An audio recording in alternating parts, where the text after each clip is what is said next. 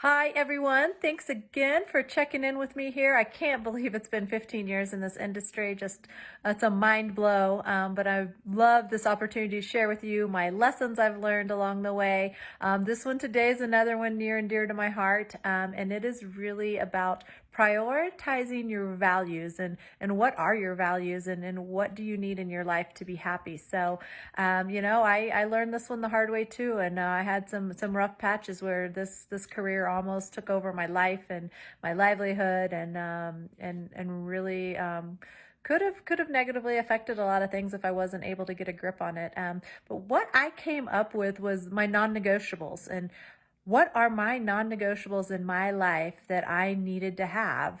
And what non-negotiables are the aspects of your life that you must have, that you personally, this is no one else is telling you this. This is your inner voice knows, your inner soul knows what do you need to be happy and to find that place of peace and joy. And what are those non-negotiables in your life that you want to make sure become priorities? So for me, finding those non-negotiables was pretty easy once I just finally settled down and took some quiet space to look for that. But for me, my two daughters are my non-negotiables, and being able to be at 90% of their events and school functions. I mean, that's one of the reasons you get into real estate, for that flexibility, but you don't realize that you're just always flexible 24/7.